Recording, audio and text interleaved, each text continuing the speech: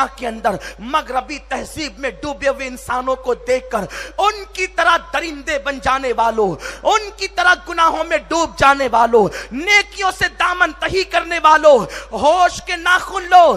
اللہ نے زمین پر آپ کو ہمیں عبادت کے لیے بھیجا ہے، گیم کھیلنے کے لیے نہیں، گندی تصویروں کے لیے نہیں، لڑکیوں سے گفتگو کے لیے نہیں۔ بڑی معذرت کے ساتھ آج جو ہے 31 نائٹ ہے، خدا جانے یہ بلا کہاں سے ایجاد ہو گئی۔ آج شاید اسی کے لیے آپ کا یہ پروگرام رکھا گیا، خاص طور پر ممبئی، گوا، بنگلور اور اس طرح کے بڑے شہروں کے اندر 31 نائٹ منائی جاتی ہے۔ لیکن الحمدللہ سنی دعوت اسلامی برسوں سے ممبئی اور ممبئی کے اطراف کے اندر مسلم نوجوانوں کو اس منحوس فعل سے بچانے کے لیے جگہ جگہ محفلیں رکھتی ہے۔ ہمارے مبلغین ایک ایک رات میں اس رات 4 5 محفلیں اٹینڈ کرتے ہیں تاکہ نوجوانوں کو بچا سکے۔ یہاں میں ایک بات ضرور کہوں گا، کہاں سو گئے وہ مولوی، کہاں سو گئے وہ ملا جو میلاد کی رات منانے کو بدعت کہتے ہیں۔ ان کے قلم اس وقت چلتے 31 نائٹ کے ٹائم، ان کے قلم کہاں کند ہو جاتے ہیں، ان کی زبانیں کہاں خاموش ہو جاتی ہے۔ میلاد پر منہ کھولنے والوں، 31 نائٹ کی مذمت پر تم منہ نہیں کھولتے، تم قوم کو نہیں بچاتے۔ میلاد میں کوئی جوان زنا نہیں کرتا، وہ تو مصطفیٰ کے گیت گاتا ہے، پھر تمہیں برا لگتا ہے۔ اس رات تو لوگ زنا کرتے ہیں، عیاشیوں کے اڈوں پر جاتے ہیں۔ کتنی وہ نوجوان بچیاں ہیں جن کی عصمت اسی رات کو تار تار کی جاتی ہے۔ آج کی رات جتنا نشہ ہوتا ہے شاید ہی کسی رات میں اتنا نشہ ہوتا ہو۔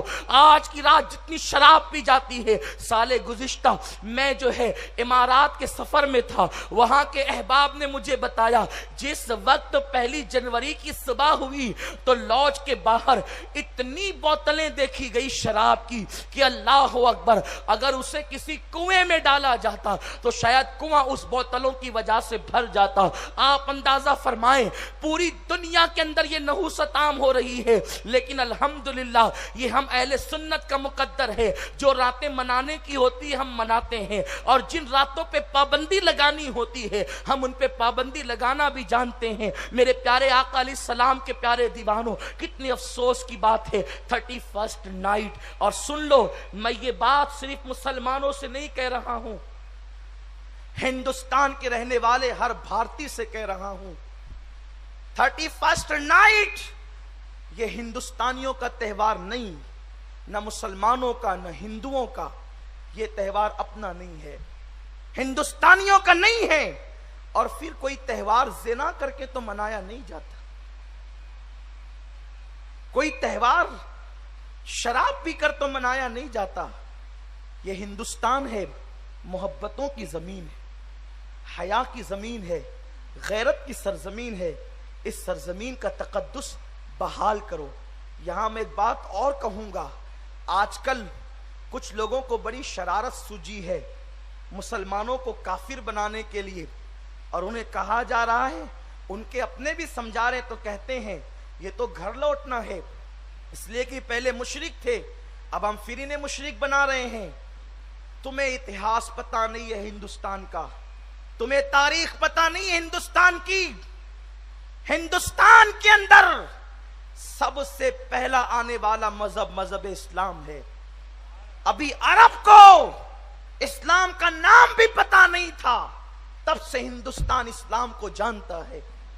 بڑی ذمہ داری سے عرض کروں گا، دنیا کے اندر سب سے پہلی اذان ہندوستان میں ہوئی ہے، دنیا میں پہلی نماز ہندوستان میں ہوئی ہے۔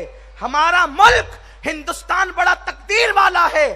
آپ کو ابھی پتا چلے گا، جو تاریخ جانتے ہیں وہ کبھی نہیں کہہ سکتے کہ ہندوستان میں اسلام بدیسی مذہب ہے۔ یہ بدیسی نہیں ہے، یہ اس دیش کا سب سے پرانا سب سے قدیم مذہب ہے۔ مذہب پرانا نہیں ہوتا، لیکن سمجھانے کے لیے کہہ رہا ہوں، سب سے پہلا اور قدیم مذہب اسلام ہے۔ اس لیے کہ تم بھی مانتے ہو اور ہم بھی کہتے ہیں کہ دنیا کے اندر سب سے پہلا انسان اگر کسی زمین پہ اتارا گیا گیا ہے تو ہندوستان کی زمین پہ اتارا گیا ہے، اسی انسان کو اسلام کے عقیدے میں آدم علیہ السلام کہتے ہیں۔ اسی لیے ہم کہہ سکتے ہیں ابھی عرب میں آدم نہیں پہنچے، یہ پہلا انسان ہے جو نور مصطفیٰ پیشانی میں لے کر آتا ہے۔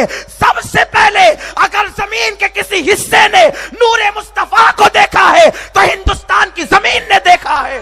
نعرہ تکبیر، نعرہ رسالت، اسلام زندہ باد، جشن عید میلاد النبی۔ آدم علیہ السلام زمین پہ آتے ہیں، جنت کے اندر اجالا ہی اجالا تھا، یہاں زمین پہ اندھیرا تھا۔ اللہ نے فرمایا جبریل میرا آدم اندھیرے کی وحشت سے گھبراتا ہے، جا اور جا کر کے اس کے دل کی وحشت دور کر دے۔ عرض کے مولا کیسے دور کروں؟ ارشاد ہوا جا کر آدم کے قریب کھڑے رہ کر اذان پڑھ دے، اس کی وحشت دور ہو جائے گی۔ تو آدم تو تھے ہندوستان میں، تو جبریل مؤذن بن کر اور آئے کہاں؟ ہندوستان میں آئے۔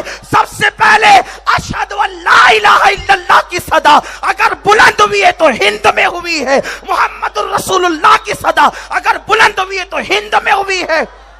گھر لوٹنے کی تحریک کیسی؟ گھر تو تم لوٹو، جو خود گھر میں ہوتا ہے وہ لوٹا نہیں کرتا، جو نکل جاتا ہے وہ لوٹا کرتا ہے۔ ہم تو اپنے گھر میں ہیں، دنیا کے بتکدوں میں پہلا وہ گھر خدا کا، ہم پاسباں ہیں اس کے، وہ پاسباں ہمارا۔ کعبہ بنایا ہے ہندوستانی نے، سب سے پہلے کعبے کی تعمیر حضرت آدم علیہ السلام نے کی ہے، کعبہ تعمیر آدم نے کیا ہے، اور وہ پہلے زمین ہندوستان پر آئے ہیں۔ تو پتا چلا ہند کا رہنے والا مکے میں جا کے کعبہ بناتا ہے، اگرچہ وہ مولود النبی ہونے کی وجہ سے بے شک ہند سے افضل ہے، ہم اسے معاذ اللہ ہند کے بعد کا درجہ نہیں دیتے، ہند ہند ہے، لیکن مصطفیٰ کے قدم اس زمین نے چومے ہیں، اس کی بات ہی الگ ہے۔ سب سے پہلے نماز بھی ہند کی زمین پہ پڑھی گئی ہے۔ 300 سال کے بعد جب آدم علیہ السلام کی دعا قبول ہوئی تو اندھیرا چھٹنے لگا، خوشی میں آپ نے 2 رکعت پڑھی جس کو ہم فجر کہتے ہیں۔ آدم تھے ہند میں تو نماز کہاں پڑھی؟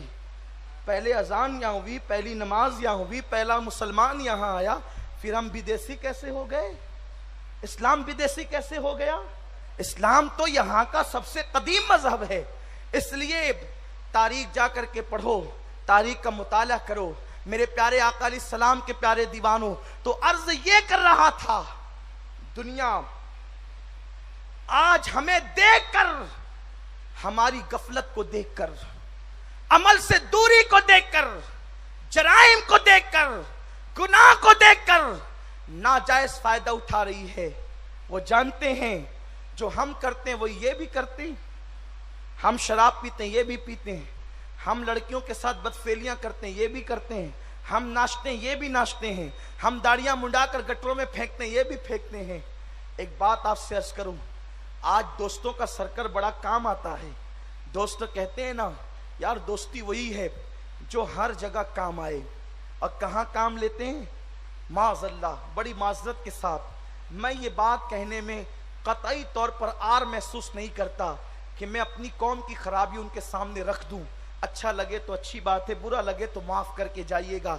آج کل دوستوں کو کہا جاتا ہے فلاں لڑکی سے میرا افیئر ہے تو میرا ساتھ نہیں دے گا۔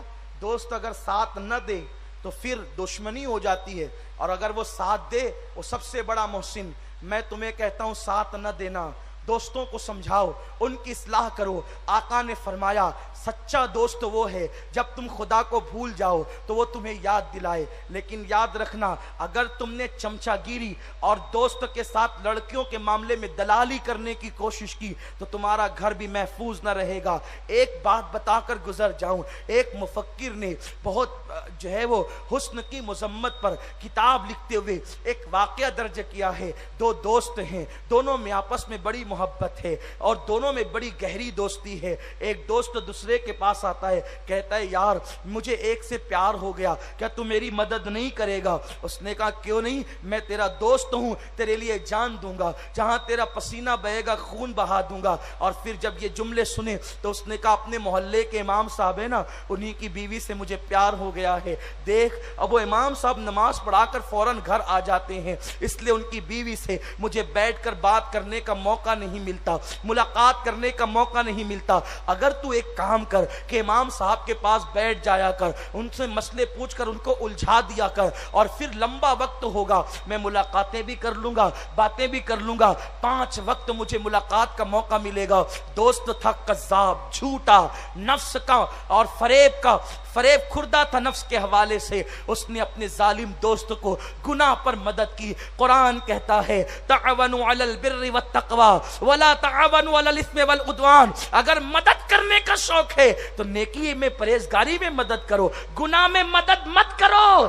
گناہ میں مدد کرنے کا انجام اچھا نہیں ہے. اے میری قوم کے جوانوں, وہ دوستی جو تمہیں گناہ پر مدد کے لیے ابھارتی ہے تمہیں جہنم میں لے جائے گی, تمہیں خسارے میں لے جائے گی. اللہ اکبر. اس نے کہا ٹھیک ہے, میں جا کر کے اس امام کے پیچھے نماز پڑھوں گا, اسے اتنا الجھاؤں گا کہ تجھے بہت وقت ملے گا, اور 5 ٹائم نہیں تو 4 ٹائم تو اچھا موقع ملے گا.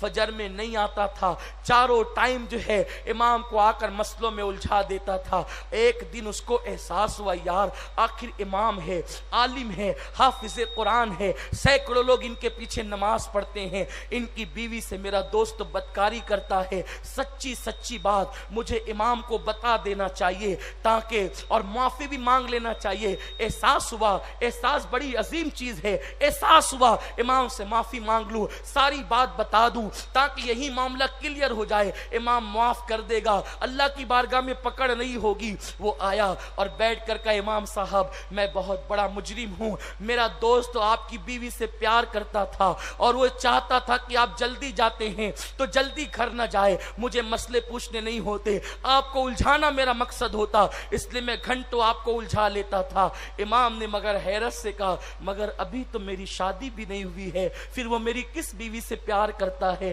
میری کس بیوی سے محبت کرتا ہے؟ میں مسجد میں کہتا ہوں چل میری ماں سے پوچھ لے, بوڑھی ماں سے, کہ میری شادی بھی نہیں ہوئی ہے. اس کے پیروں کے نیچے سے زمین کھسک گئی کہ جب امام کی شادی نہیں ہوئی ہے تو پھر وہ کس کی بیوی سے جا کے دل بہلاتا ہے؟ جب اس نے تحقیق کی تو پتا چلا امام تو غیر شادی شدہ تھے, اس نے اپنے دوست کو جھانسا دے کر اس کی بیوی کے ساتھ ایسا کرنے کی کوشش کی ہے. یاد رکھو جرم کا انجام اچھا نہیں, پاپ کا انجام اچھا نہیں, گناہ کا انجام اچھا نہیں. دوسروں پہ نظر اٹھانے والوں اپنے گھر کا خیال کرو, دوسروں کی عصمتوں کو تار تار کرنے والوں اپنے گھر کی عورتوں کا خیال کرو, خدا کے لیے بدل ڈالو. ہم وہ لوگ نہیں جو بیٹی کی عصمتوں سے کھیلیں, ہم وہ لوگ نہیں جو نشے میں چور ہو جائیں. ہم دنیا کو نشے سے بچانے کے لیے آئے ہیں, ہم دنیا کو گناہ سے بچانے کے لیے آئے ہیں. یہ بدترین فعل جو 31 کے نام پر جو ہے وہ پوری دنیا کے اندر عام کیا جا رہا ہے, اس کی مذمت کرو. یہ ہمارا تہوار نہیں, ہمارے پاس خوشیاں منانے کا بھی ہمارا اپنا مزاج ہے. اور سنو, نشے کے ذریعے سے خاص طور پر ہماری قوم کو مفلوج کرنے کی کوشش کی جا رہی ہے. دنیا جانتی ہے جس دن مسلمان بن گیا اس دن پوری دنیا کے چپے چپے پر اسلام کا پرچم لہرے گا. اس لیے وہ تمہیں اسلام کے قریب نہیں آنے دینا چاہتے. کبھی شباب کے ذریعے, کبھی شراب کے ذریعے, کبھی ڈرگ کے ذریعے, نشے کے الگ الگ دواؤں کے ذریعے وہ تمہیں اتنا الجھا دینا چاہتے ہیں کہ تم اپنے نفع و نقصان کا فرق نہ کر سکو. تم موت کے منہ میں جا رہے ہیں. ہو خدا کے لیے اپنے آپ کی حفاظت کرو. یہ نشہ تمہاری نگاہوں پر اثر انداز ہوتا ہے.